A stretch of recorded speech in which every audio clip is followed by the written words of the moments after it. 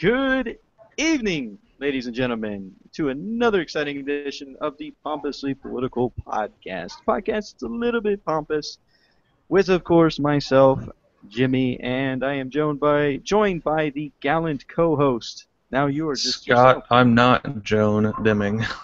I called you Joan? How'd that happen? You're Weird. Joaned by. How do you get Joaned? Oh, What is joined. Joaning? Oh, I Jonesing, gotta, join. I gotta say, in that light, you look a lot like Professor Snape, Oh, especially with that really? shirt and Really? that haircut.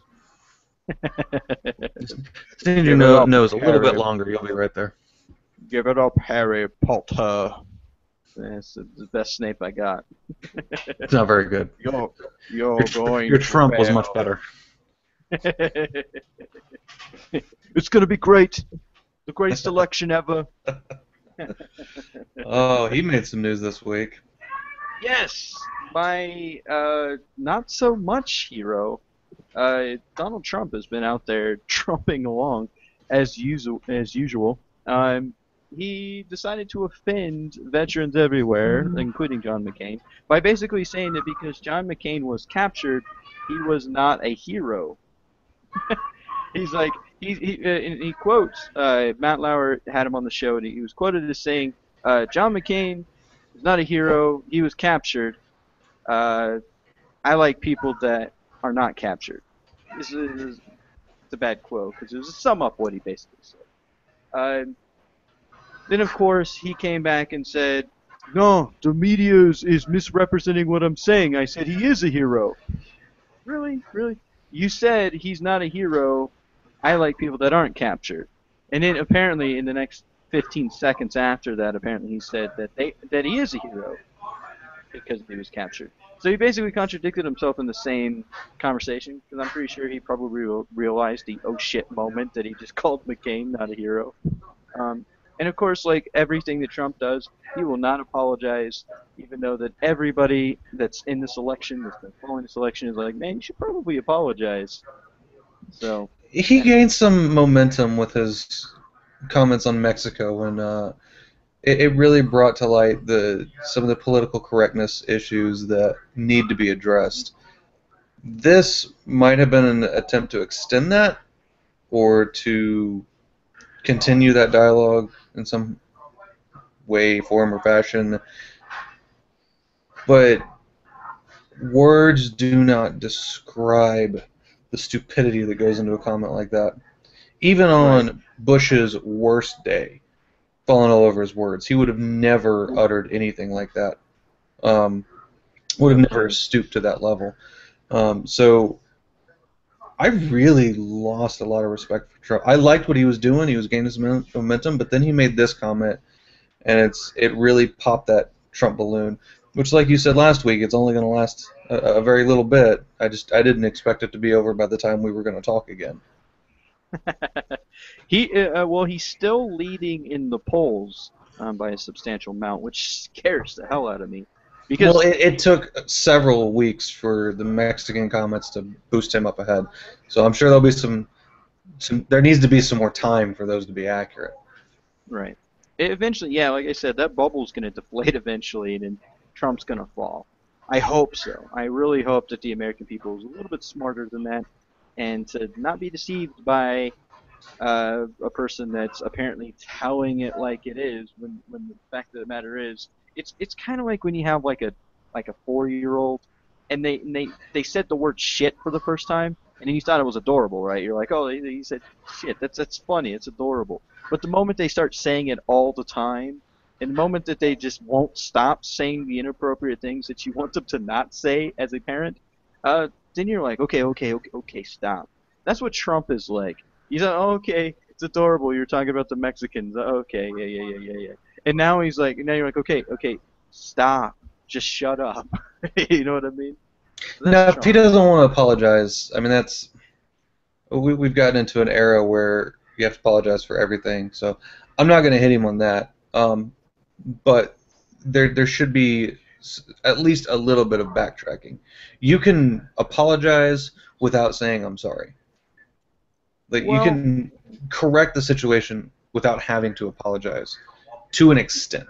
It's still not going to be the same as saying I'm sorry, and maybe it doesn't need to be, but he has to backtrack, and he already has, obviously, from what you said.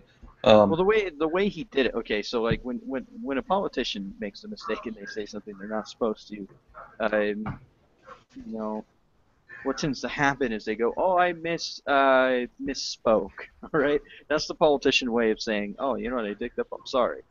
He didn't do that. He basically said that the media was misrepresenting what he was saying, and that's not what he said at all. He didn't say that John McCain wasn't a hero. That in fact he said that he was a hero. It's basically like if you called I what's a famous it's like if you called Betty White a slut, right? I know that's gonna get in some people's ears. They're gonna go, what the hell? If you called Betty White a slut, right, and then somebody was like, whoa, whoa, whoa, whoa, whoa, whoa, whoa, you called Betty White a slut, and then you're like, no, no, no, I didn't call her a slut. I called her a, a good girl, a golden girl. You know what I mean? Like, you can't say that. Oh no, I said the opposite when everybody clearly heard what you said. yeah. Uh, Uh, what is, I guess, pulling my attention on that is that McCain made the typical political statement that goes back to Trump's comments on illegal immigrants, um, tying this whole thing together. McCain said that Trump owes an apology to every family that has had the family of POWs, basically, Right. which I don't agree with.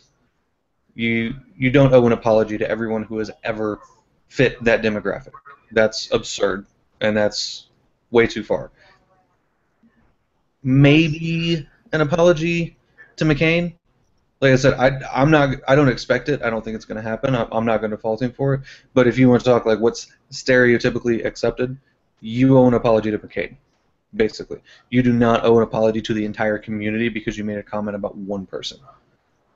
well, you have to kind of pay attention to what he's saying, though. If he was just saying that John McCain's a little bitch, and then they were like, okay, that's in bad taste. You know what I mean? And then they would expect an apology. But what he did was he basically he said that John McCain was not a hero, and in the justification behind him not being a hero was that he was a POW. That's the whole the gotcha here is that John McCain was a POW. He was captured, therefore he's not a hero in Donald Trump's eyes. Is the way that the comment played out. So in that aspect, it's almost like even though he's channeling it through and he meant it directed at John McCain, it's insulting to all the people that are POWs. Yeah, I think it's a little overboard to expect Donald Trump, who can't even he can't even say the word or the words I'm sorry. He can't even say it. It's impossible. Uh, and the other, so expecting him to apologize to every veteran is a little unrealistic. But however, I think that it's justified in thinking that he insulted the broad spectrum of at least POWs with that comment. But like you said, we all know that that was a shot at McCain directly. Right. It's true. Even It's a shot at McCain, but it's almost like if you like, okay, let's say that Donald Trump was directing comments at President Obama and used the N-word. Okay, you see what I'm saying? You see the danger that could be with that. See, so But I so even still though don't think that the entire Black American population would need an apology. To expect that is absurd. to expect it is absurd, but I could see how somebody would be like, "Oh shit, you just insulted everyone that's ever, And experienced that sort of thing." that's the problem with one of the states that we're not insulting. That comment is not insulting everyone. That comment is insulting one particular person. Like I don't know if it's some type of self-importance that you insulted me too. No, Joe Nobody. He didn't insult you. He insulted McCain. I know you want to feel important, but you're not. This is between those two, not anybody else. Now, if he were to have made comments that directly were to isolate that entire demographic, okay. If he were to say, you know what, all POWs should not be considered heroes because they got captured, that means they're losers. That would have been wrong. Then he deserves to make an apology to the entire community. But when you say, you know what, John McCain got captured, not really a hero in my book, That's a John McCain. There is a difference that no one seems to want to recognize here. Right. I mean, I can see your point. I can just see why. Like I can see the train of thought. It's the If you liberal side of you that wants to be politically right on everything. Oh man. Whew. Um. So yeah, man. So what else is going on in the world? I still can't see the Evernote, so I don't know what's happening. So. All right, I'll guide us through this one. This next one's going to be a pretty hot topic because there are some mixed feelings. But Scott Walker, governor of Wisconsin, has passed. Governor of Wisconsin and Republican, one of the many Republican presidential nominee candidates, however you want to label them, passed a law that bans abortions after 20 weeks, except in cases where carrying the baby may cause or may put the mother's life in danger. Okay. So there's no exceptions for rape, there's no exceptions for incest, only if it puts the mother's life in danger. What do you think about that? Okay. First of all, I think it's ridiculous that all of us individuals with penises feel that we have the need to control what a woman does with her body. You know what I mean? Like it's a decision that should be up to that individual.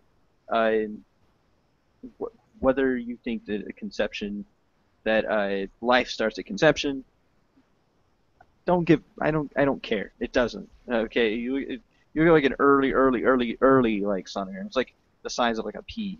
You know what I mean? Like it's not self-aware. It's not a sentient being at that point. The only way that you then believe that it's a sentient being is if you are looking at from like a higher power perspective of that it was through pre-existence that it had an intelligence and it now is being birthed into this life, this world.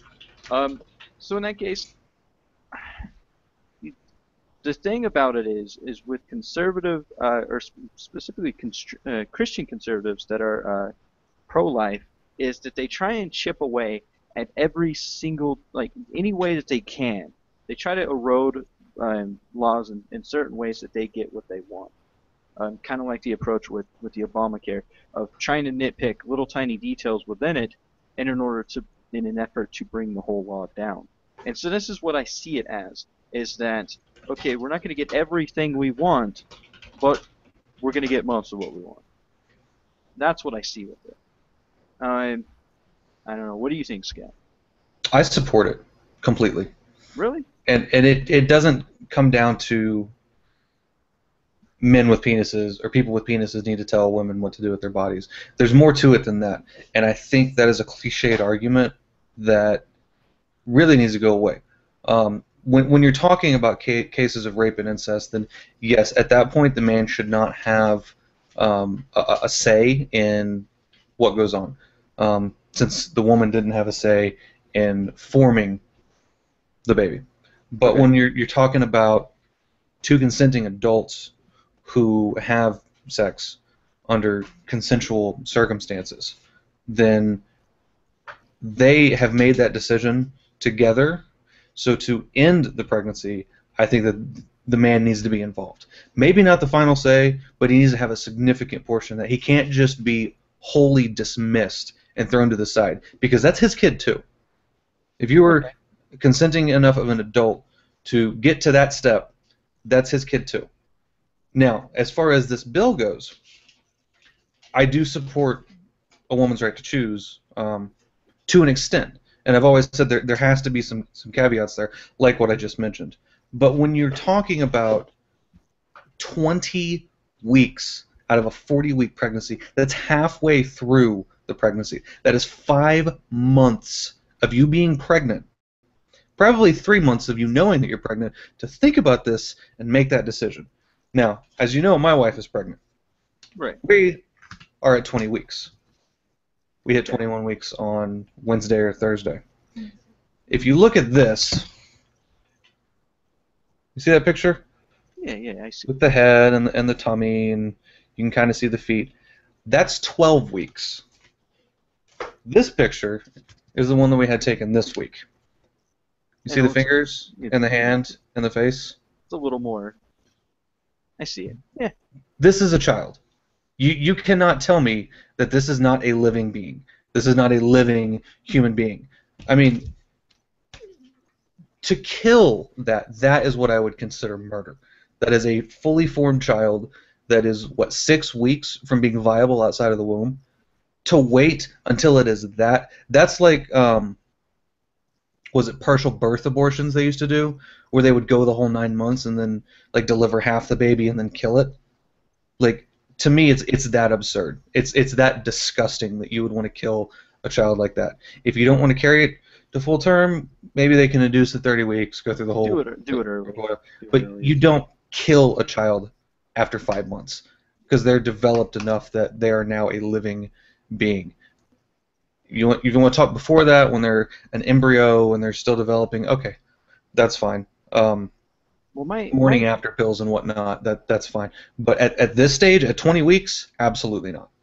my thing on this, okay, is at 20 weeks. I finally was able to pull up Evernote, so I'm a little bit more informed on it. So, when you're that far ahead of it, obviously yes, you are correct in that. And I won't deny that it's obviously a little bit more of a life than say in the beginning of a pregnancy. It's not pea-sized at that point, obviously. Yeah. Um, I'm inclined to agree there. However, how many people are actually taking advantage of an abortion that's 20 weeks? You know what I mean? Like, I don't know. I but I don't. I suspect that it's far more people that are taking advantage of it, um, well beyond, like, well before this point, well before 20 weeks, is what I would imagine an abortion would be taking place. They've made that decision. Like you said, 20 weeks is a long time to decide on something. Now, on that note, like I said, I see this as a, an attempt to push something in to get their, it's like they get their foot to get, can't talk today. They get their foot in the door, and so then that way they go, okay, you've made concessions on this. Now let's take it a step further. Then it's 20 weeks. Now it's down to 10 weeks. Now it's down to 5 weeks until you can't get an abortion at all. Obviously, that's not the greatest strong argument for it, but I don't know. I would support it up to about 16 weeks. Okay. Because that's when, based on our sonogram pictures, like you could really start clearly seeing he has an arm, he has a leg. Um, we knew, I think, at 14 weeks that it was a boy, because we could see the anatomy and everything. Right. Anything before that, it I When would still support abortion in that when instance. does consciousness take place? You know what I mean? Like, that's the difficult part about. I mean, obviously, I don't know. I don't have kids myself, so I don't know these things. I've never been through that experience. But when does consciousness develop? You know what I mean? Like, uh, to you, what you're looking at is a person, right? Obviously, at 20 weeks, there's no denying that. It's indisputable. It looks adorable, by the way, just so you know. Thank you. Let's not frame me as a monster here. But I mean, like, you get what I mean? Like, we have this ability to, even with our animals, man. We look at our animals and we project our own complex emotions on animals in such a way that it's like, oh, he must be blah blah blah blah blah blah blah. He's upset that I left for 4 weeks, and stuff like that. So when does that consciousness develop within an infant, a child, within the womb? We have to define consciousness. I mean, are we talking about the ability to comprehend complex issues? Are we talking about maybe you don't actually become aware and conscious till you're 18, 13 maybe? Well, no, no, no. Like, Or are we talking about basic survival of the fittest instincts, I'm talking where like, you have to eat, you have a particular thing you want to eat? well, I'm talking basic cognitive function. So where, like, the child may not know what existence is, but to a certain extent, it's experiencing. Like, do kids have eyes open with them? Probably not in the womb. I'm not but I mean, so they're not seeing what it is, but they can No, feel. their eyes stay closed until they come out. Right. so they can feel and they can hear and stuff like that, and then they can kind of figure out somewhat what's going on to the point where a friend of mine that just had a baby not too long ago was telling me that like children, like infants within the womb, start hearing their parents' voices while they're in the womb, and then they can get accustomed to it then. That to me is what I'm talking about as consciousness. When does that spark click on? That somewhere probably between 10 and 16 weeks. I know Okay. that when I talked to Melissa's belly and talked to Logan, who's in there, um, she says that she can feel him like lean his head towards the sound of my voice, Right. and he does it every time I talk to him. Um, you know, she can tell when he wakes up because he starts moving around and jumping and playing. She can tell when he's asleep because there's nothing going on. I mean, there's a lot of stuff that as a male to think of it actually happening inside you sounds really weird. Um, It's a parasite. Oh no. to an extent, it kind of is. Yeah. But I would say somewhere between 10 and 16. That's when she really started noticing the movements and he was sitting in one place kind of awkwardly, or he would punch her or kick her or something. He has a very specific preference on the food that he wants. Um, and that's reflected through her cravings because like Right. just randomly in the last week she's wanted like 2 apple pies a day from McDonald's.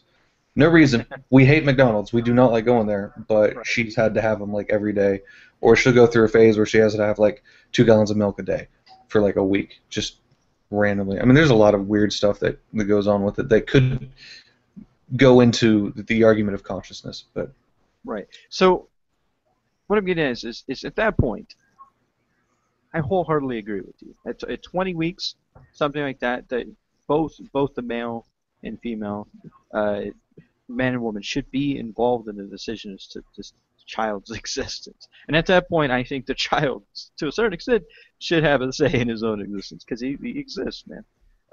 You can't really ask him. You can't go, "What do you think, Logan?" You can't yeah. really do that. But so it's a difficult situation. But I would say before that consciousness develops into what would then be the beginning stages of sentient life or human life, um, I think at that point, yeah, it took some sperm and it took some eggs in order to create what you got there. But it's not really. I don't know.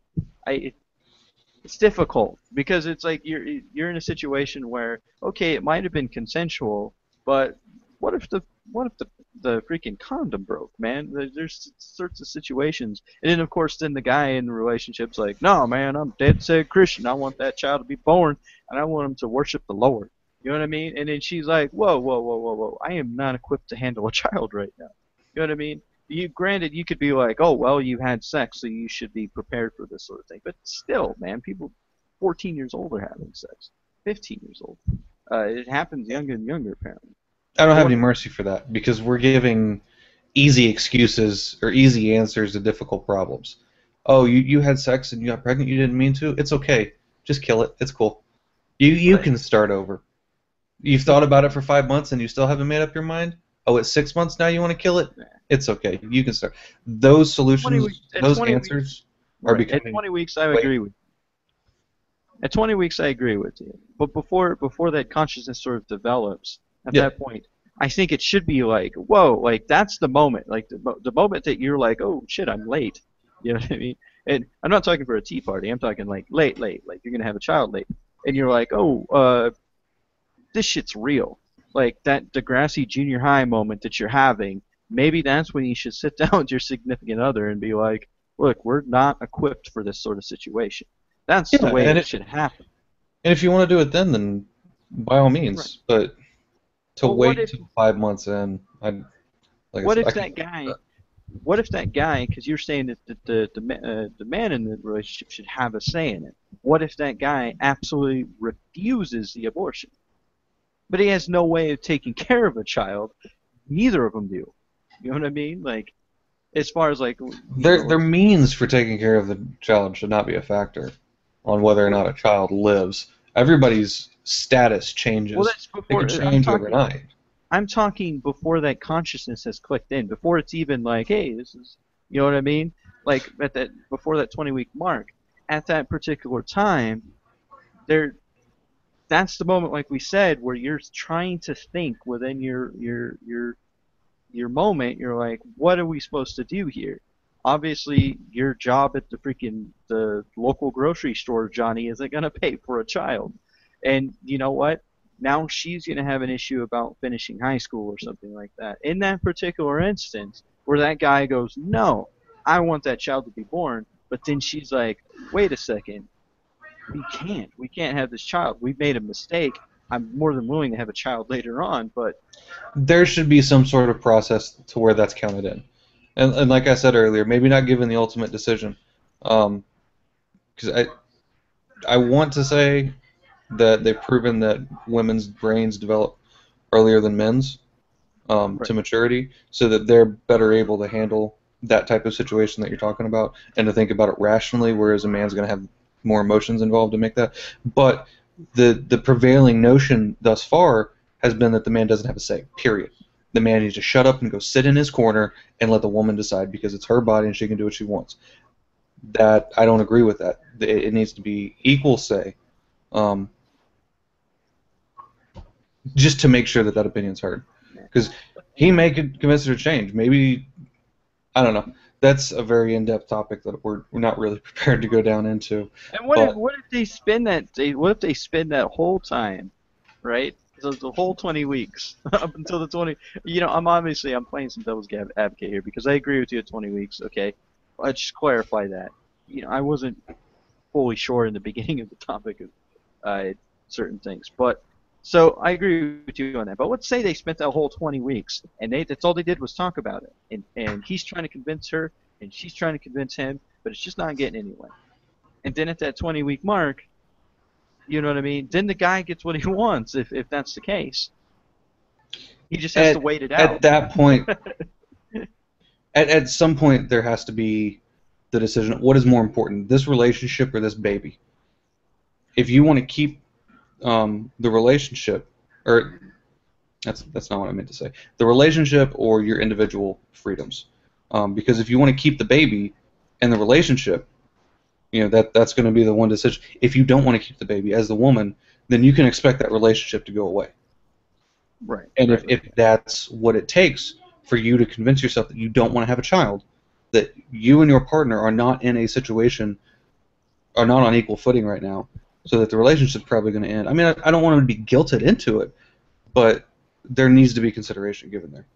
Well, let's say okay, like I said, because basically, if I'm understanding what you're saying that there needs to be a point where then you decide, am I going to pursue this relationship any further? If not, then it's my choice, right? No, Is that what you're it's getting?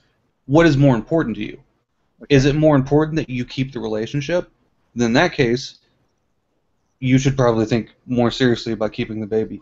If the relationship is not that important to you, if you would rather secure your future and go to college and do all those things, and achieve some type of fantasy or dream success that you want to have that is achievable in our country, then have the abortion. But if the relationship is more important to you than all of that, then don't have the abortion. I mean, that's really what it breaks down to.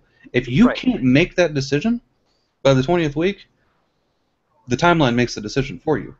I mean, But if these are not decisions. These are decisions that are being taken way too lightly. The amount of discussion that we're having on this, off of an impromptu topic after 10 minutes of discussion, that shows you this is not an easy topic. But yet we've been giving easy answers for years, ever since all this debate started. Oh, you don't want it? It's fine. Restart button. It well, should not. It should never have been that easy.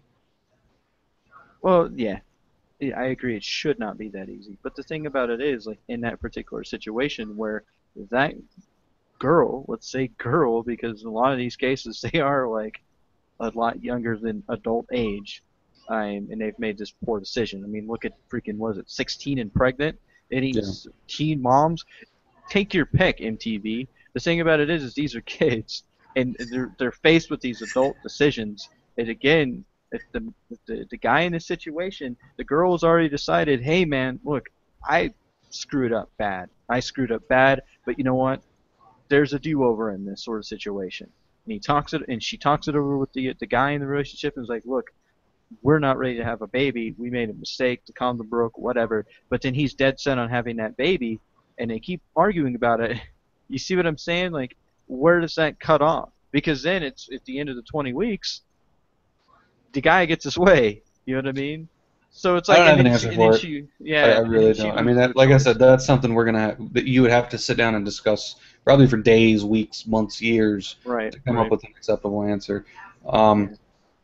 Possibly not really a consent form from the man, but something that says I've expressed my opinion on Right. this. I don't know. Anyways, I so I know you're ready to leave me, but here's this form. Can you sign so I can have my abortion? Oh, yeah. yeah, I agree, man. It's a complex issue, and like, man, Something that the obviously, doctors could control, a right. situation where the doctors control the interaction there. Anyways, before we go any further into that, so Scott Walker passed that. Kudos to Scott Walker. Appreciate that. Bad on you, Scott Walker, for your comments about Iran, where he said, probably I think a couple days after this, yeah, he said it over the weekend, that the next president of the United States need to be prepared to take aggressive military action on their very first day in office, including against Iran. Whereas Bush wanted to go day 2, Walker wants to go day 1 and just start bombing Iran. Okay. Now, I'm gonna surprise you here, Scott.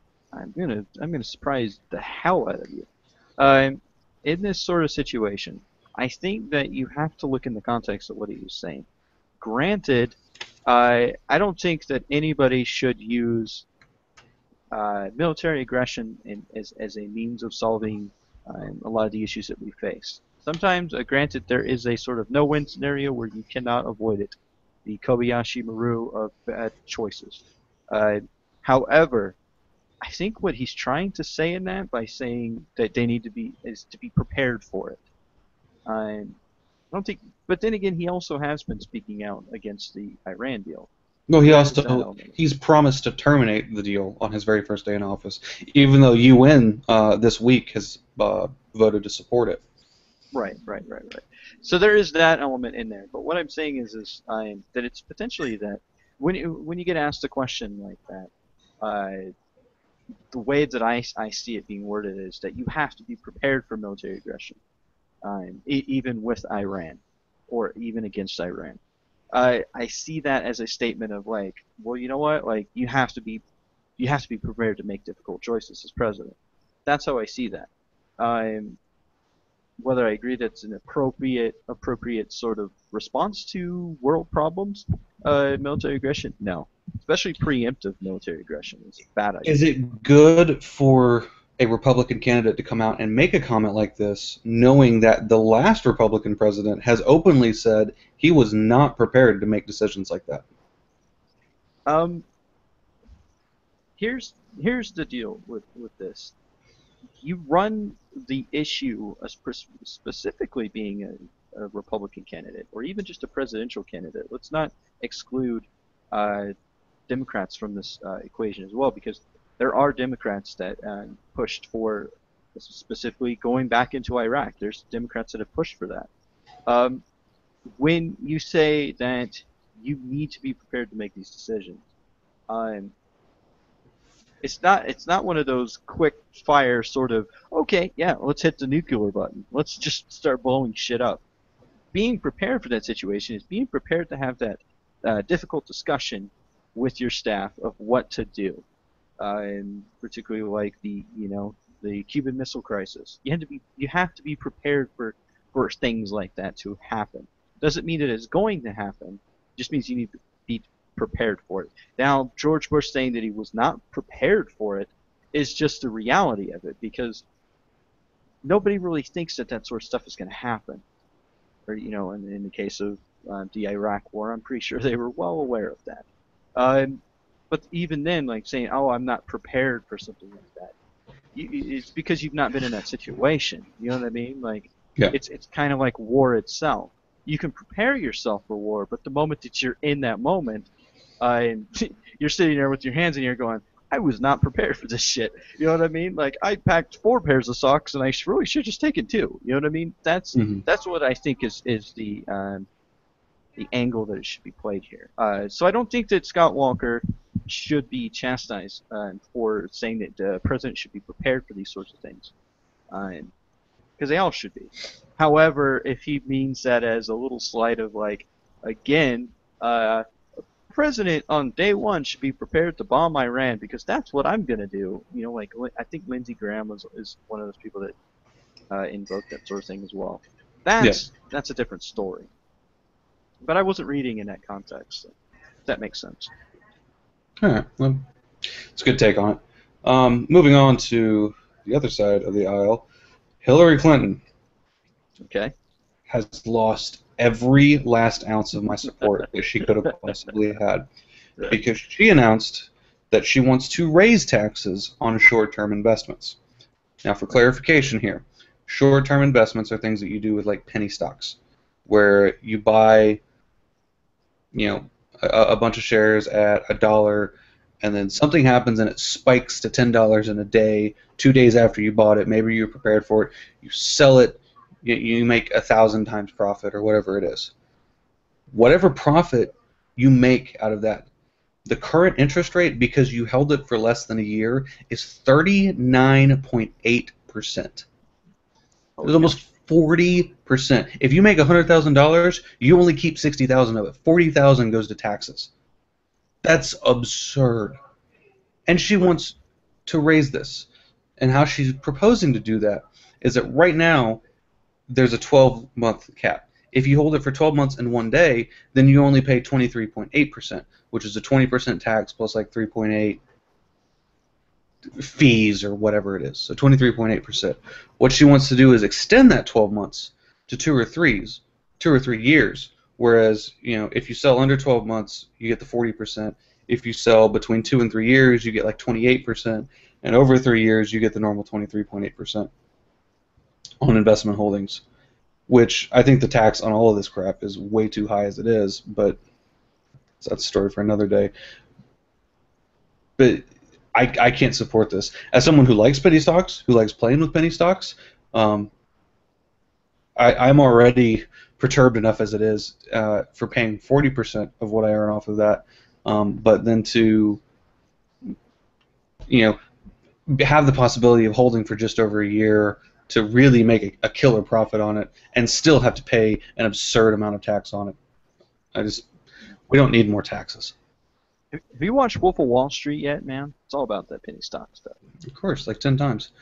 And the deal with Wolf of Wall Street was that he was doing it on purpose. He was Right. specifically inflating a stock so that it would shoot up. He would make that 5-10,000% profit, and then it would drop. It's called the pump and dump.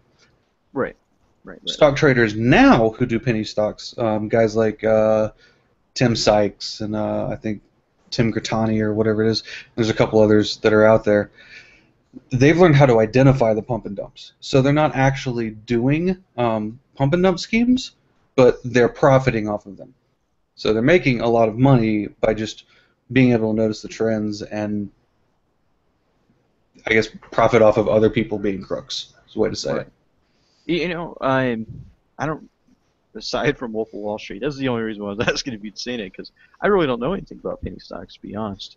And so as far as the nefariousness of raising or increasing the taxes on that, I can't really. I mean, obviously it affects you, so if Well, Scott it's says not it's even bad, it's not even penny stocks. It's just investments. Period. So if you right, buy 500 shares of Apple and it happens to go up $1 and you make $100 because that's about what you would make. Well, you've actually only made $60. So it's any stock. It's just it's most prevalent in penny stocks. okay. And now, how would this affect the brokers themselves as opposed to the individual investor? Would it affect them adversely? Her doing this? Would I they? don't think it would affect them as much. Okay.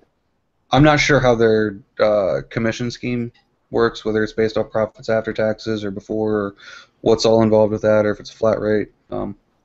Obviously, each one would have its own way.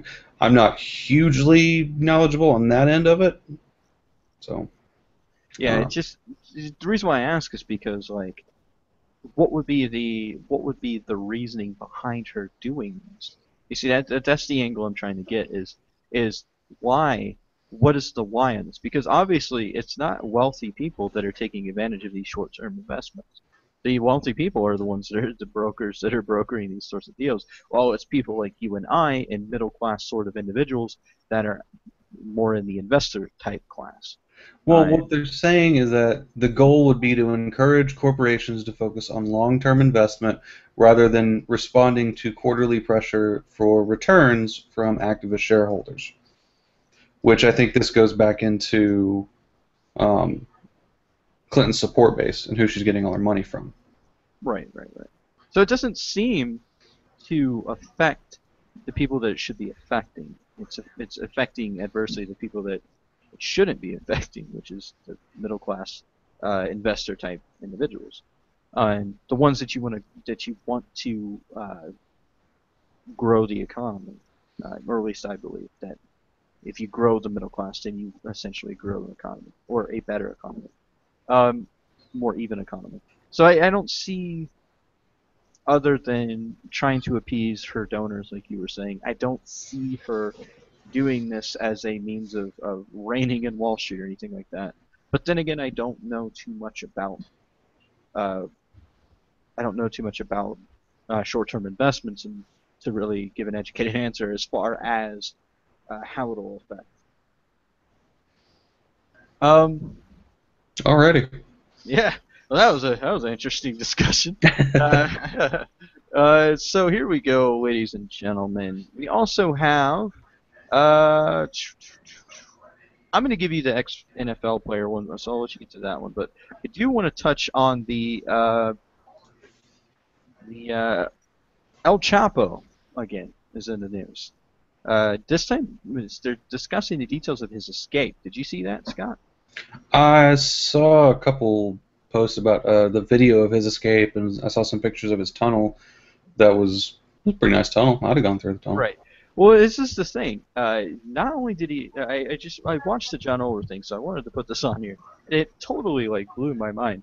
Not only did he have a tunnel that extended it was a long ass tunnel, and it was a nice tunnel. It was very comfortable, but he also had like a makeshift like motorbike in there to transport him from one end of the tunnel to the other. He also had a safe house on the other end that he was able to hide stuff in that he could use it to get out with.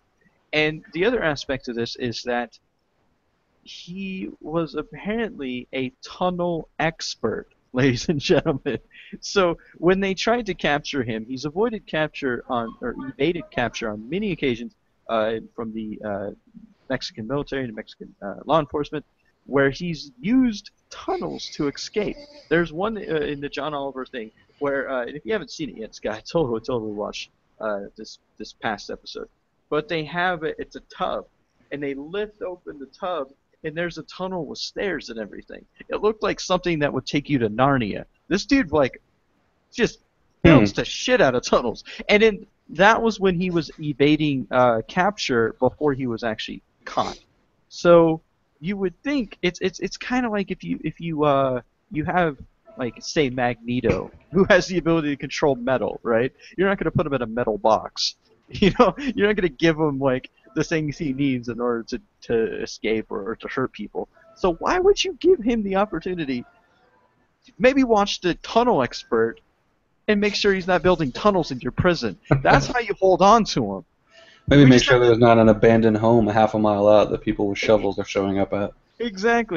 exactly. And then of course, you had those dudes that were in New York that did the Shawshank Redemption escape plan, and I'm sure El Chapo was like, "Hey, that's a good idea. Let's incorporate that into my plan." So I mean, yeah, man, it's crazy to think Mexico's just like, oh, we didn't think about that. We know he likes to build tunnels, but we just didn't think he was going to build another tunnel. So I'm pretty sure that's what he's going to do. You know. That's anyways. So I just Uh, wanted to touch on that briefly, just because I okay. saw that. So this is a pretty sad story, actually, that I just read before we started. There's an ex-NFL player named Buster Barnett. Played for the Buffalo Bills. I don't know when. I'm guessing he's somewhere in his early 50s, late 50s maybe. Anyways, so he had a wife and a mistress. Okay. Apparently, the mistress got pissed off that he had a wife or that he wouldn't leave his wife or something. I don't know. Um, Kidnapped his wife, led the police on a chase across Alabama's Cleburne County. And I guess when they were closing in on her, rather than surrender, she shot and killed his wife and then shot and killed herself. It's terrible. Um, Words do not describe like that. yeah. Clearly, there's some mental instability there, Scott. Normal, rational thinking human beings don't obviously jump to, or at least a normal human being, I don't jump to murder or killing people uh, as a means of alleviating that sort of Yeah. situation. And it's And sad. kidnapping was in this woman's history because it says that on the day that all this happened, she was actually on probation for kidnapping her child. Oh, wow. Goes back to the El Chapo. If you think that they're going to do something because they have a history of it, you probably should watch that a little closer. Um, Obviously, yeah, I mean, I don't mean to inject too much humor into that, but yeah, it's a sad, sad story. Um, uh, I couldn't yeah. imagine that happening. Like, that would be just to lose everything, to lose your wife and your mistress in the same day. That should be one of those like little I want to like capitalize on somebody's tragedy, but in the sense of like you're having a bad day when you lose your wife and a mistress in the same day. You know. But man, that that to me, okay. Imagine you're this guy. You've made a mistake. Why are you still married to your wife in the first place? If Some you're with this people. mistress, or if you're like, my mistress is a crazy lady. You know what? I repent. I'm going to stay with my wife and leave my mistress. Well, maybe that's Um, what she did, and that pushed the crazy over the edge. right, right, right. Which, if that's the case, then you go, okay, kids, okay, wife, we're going on a trip and we're never coming back because the crazy lady's after us. I'm sorry, it's all dad's fault. Like that's what you do. Yeah. Obviously you're in Florida, but so you go, okay, ladies and gentlemen, we're moving to Florida, and then the kids are like, what? That's what at least you see in the movies. Why didn't this guy think of it? But Yeah. I All right, my so I heart have goes out to him. two So stories to blow through really quick with really no comments to add on either one of them. okay, The police officer who killed Eric Garner by putting him in a chokehold, fired. Don't think okay, there's any charges or anything going, which isn't enough, but at least he's not a cop anymore. And then the U.S. and Cuban embassies reopened, which, yay, Cuba, I yeah. guess. It's. I hope that it does things for their economy. Their economy has been obviously struggling with the embargoes and stuff like that. So I'm glad that those sort of things have been lifted, and that we're kind of helping. We're realizing the mistakes of the past. I'm trying to deal with countries like this, and I think Cuba is. We're starting to warm up to Cuba, or Cuba's starting to warm up to us. That's good. All right, we're going to lift the embargoes and everything so they can have more money to hate us. No, they're not. Boy, I just that think seems strangely familiar. here. Hmm. No, no, no, no, no, no, no. Let me let me clarify it. Now, what you typically see with countries that are struggling economically, you could even take Russia for that example.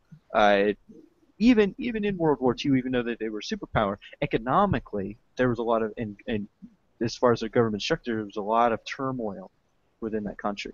When you have a country that is governmentally unstable, economically unstable, that's when you see them with these sort of sentiments, um, these trends of okay, anti-American trends, for instance.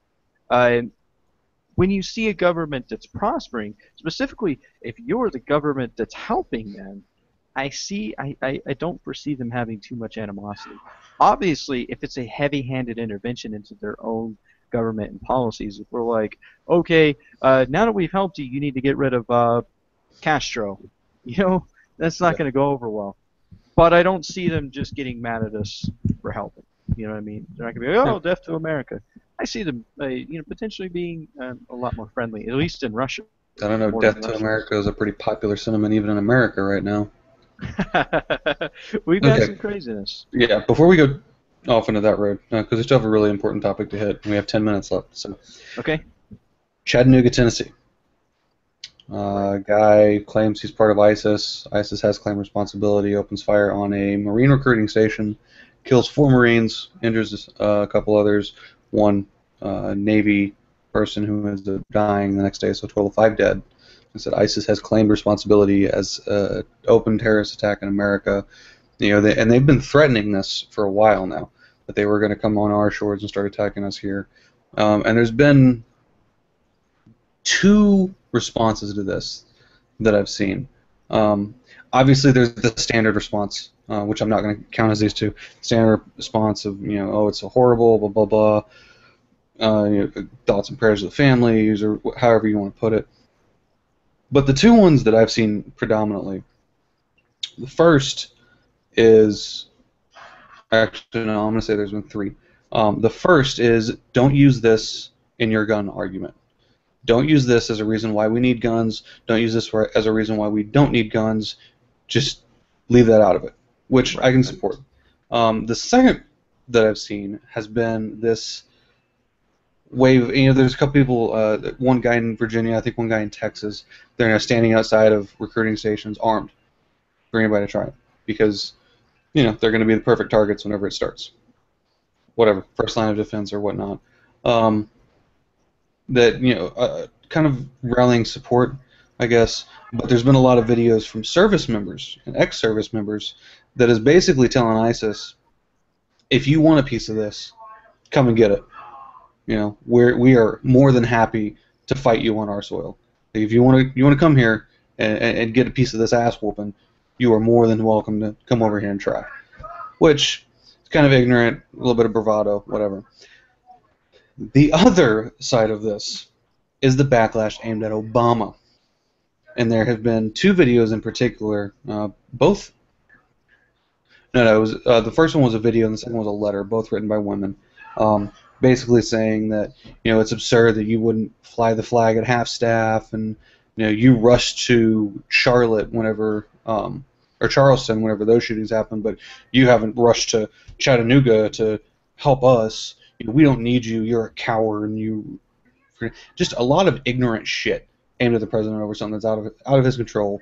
Um, and there's a lot further I could go down that rabbit hole, but I'll let you speak your piece on it first. It's weird because I just had this very same discussion on Facebook.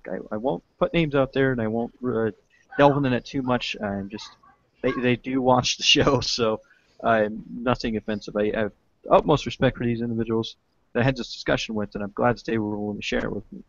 However, a lot of the feelings is that, oh well, yeah, you rushed down for the shooting of an unarmed black kid, but then when it comes to or the shootings at a church, I guess. But then when it comes to this, you're not supporting it in claiming that Obama is anti-military and all this stuff, which is not the case. I was able to pull up 9 instances where he sponsored bills within the Senate before he was even president that were bills aimed at helping veterans and veterans' families. I think that being a president is, I've used this twice now, but the Kobayashi Maru of jobs. It is a no-win. You do one thing, you're gonna get backlash. Either decision you make on that one thing, whether you say yes or no, it's always going to be there's going to be somebody that's not going to like your decision, and that's the that's what a president has to face, ladies and gentlemen. And to say that he's being disrespectful because he didn't do what you expected him to do when he's just trying to do what he can with all the shit that he's got going on. He has an Iran deal going on. He has, which ultimately could keep Iran from having a nuclear bomb for 20 years, or you know, the ability to make a nuclear bomb for 20 years. Uh, Mhm. that seems a lot more important than this sort of situation. I'm not downplaying the killings of these people. I'm just saying that something of that magnitude has to garner a little bit more of attention from the president uh, than the shooting is. Now, he did make comments on it, of which they were like, well, he's insincere about it. Well, how do you know that he's insincere? Because he didn't sound sincere to you? That's just, you can't know what he was trying to mean about that. It's like, what And do you want him to do? To get on air and just start crying? Like, is that right, what it right, takes to be sincere enough? right. And and then they're like, well, then he should have just hopped on the plane. But if we remember when he went down to South Carolina for the shootings in the churches, uh, he was criticized because he used uh, gas, which is paid by taxpayer money. So in order to fly Air Force One or whatever the plane he took down there, he used gas, which is taxpayer money. So everyone's like, oh, he's spending money where he shouldn't be spending money to go down there and support those families. Okay, well then now you're saying that he should take that jet and go down to Tennessee and handle that issue. But then let's say that he does, he goes down there and takes the jet. Now you're going to get mad at him because he's using gas again. He can't win, and that's what people need to understand is that uh, you can't just be quick to just judge a person based off of a situation that you're not complete or you don't find completely safe or in agreement with what you believe. I've been accused of obviously being an Obama fan, jumping on the Obama bandwagon or whatever. It's not the case. Yes, I voted for him twice. However, on that note, I still criticize a lot of his policies. But you can't criticize the man for something like this. So, bam. It aggravates me because it's another example of towing the party line rather than actually making a meaningful statement about the events that are going on. The Right. Republican line, and I'm sure Tennessee is a very Republican state, the Republican line is that Obama is Satan. He is evil. His mere presence on Earth means he's the Antichrist. And Right. if you're a Republican, it's that load of bullshit that you have to continually regurgitate so that everybody understands, everybody knows that Obama is Satan, while immediately dismissing anything positive that he does and labeling it as evil because his name is attached to it. And that is what this comes back to. It's somebody whose views are very conservative enough. I'm sure she identifies herself as a Republican. That is towing that party line, that is giving that party rhetoric that Obama is the worst person ever, and pulling something out of her ass to justify saying that. And it's frustrating. At this point, it's infuriating that we have an educated society that should be thinking for themselves and somehow cannot figure out how to dig their heads out of their asses and actually do that. Right. There is Our, nothing. There was no valid points made in her argument. Not one. She made,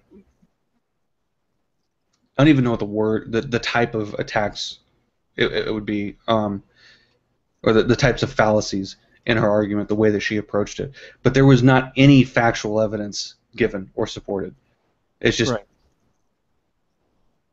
And words do not describe how flabbergasted I am at the level of stupid that is coming out of the Republican Party and people who identify as Republican right now. right. And the thing about it is, you got to take into account, particularly to the discussion that I had, Scott, on this, is that you have people that may identify as Republican that the reason why they jump on the support is because they're being misled as far as the facts of the situation. Uh, in the sense of like, okay, not knowing that Obama's had 9 sponsored bills aimed at helping military families, or just distorting the facts that are out there for that particular situation. And then it's so easy that if you're already on that mindset of, okay, yeah, I already think that Obama sucks because he's not a Republican, whatever.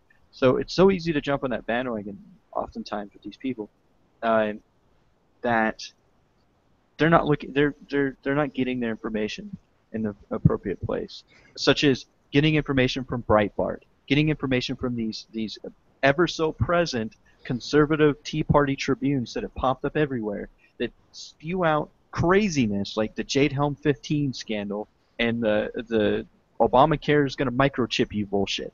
Those are what those sites pull out. And what it does, all it does is, the only purpose it serves is to incite the population that already thinks this stuff is taking place. So when you have people that are already thinking he's evil and they're going to read this, then they're going to get enraged. And then, of course, then they're enraged. And then the people that are, okay, well, normal thinking human beings that may be Republican, there are a few that exist, are then going to look at it and go, oh, look at all the attention it's garnered. Maybe there's some truth and validity to it, when there's not. Um, we as a nation need to kind of pay attention to sources. We need to pay attention to where we're getting our information. And I think that that's the heart of an issue like this, Scott, is that where we get our information with this stuff. I would agree. And I have more to add on that, but I will save because we are out of time. Ooh. Man, I'm sorry, Scott. I mean, to dominate that discussion there. But I had a really good discussion on it. It's like literally like a day or so ago. So it's still kind of fresh in my mind. But Well, it's like every time I start thinking about what I want to say about it and trying to put it into words, I remember what they said, right. and I just get hit with this wave of stupidity that I guess projects itself on me, and then I forget what I'm trying to say because there's just so much stupid floating in the air. Oh yeah. I've heard everything from that. This is just further. Oh yeah, that there was the other part of this, Scott, was there was a tweet. Apparently, the White House tweeted about a Islamic holiday the day that the actual events took place, the shooting, and so that some people were taking this as a correlation between the two, that the president knew what was happening, the conspiracy theory type stuff. That Obama supports these shootings. That's sick and it's wrong. The president, I'm sure, is like everybody else in the sense that he look at the tweets he did about Hanukkah, the tweets he did about Christmas, tweets he did about Yom Kippur. He's done a lot of like different religious holidays of different denominations. The thing about it is, it doesn't mean that he's like supporting Islamic terrorism just because he tweeted about it in Islamic. It's Ramadan right now, even. Yeah. So the thing about it is that's so ridiculous to think about. But that was one of the things I saw that kind of piqued my interest in the situation. But Indeed. Yeah, you don't have anything further, Scott? I do not. Okay. Of course, ladies and gentlemen, you can check us out at Polypompous on the Twitter. Yes, tweet. That's not just the sound of a bird, ladies and gentlemen. That's the sound of Jimmy and Scott reading your tweets, all excited that you have taken the time to tweet us. All giggity and shit. Yeah, giggity. All right. You also got www. or World Wide Web if you're from the 90s, polypompous.com, where you can find all of this stuff here. You're probably watching us right now from the website. We got some cool blogs up there. I promise I'll be getting some more stuff as soon as school settles down a little bit. Yes. Particularly in the case of this sources issue. I definitely want to post something about that. Of course, you can also check us out on Facebook, which is different than our website and our Twitter handle, which is Pompously Political. That's our Facebook. So check us out on there. We want to do some more of those Q&As, get you guys involved as what you think about these issues. Because that's what it's about, Scott, giving everybody opinions. So, without further ado, ladies and gentlemen, I just want to say, have yourself a merry little week. Take care. Keep thinking.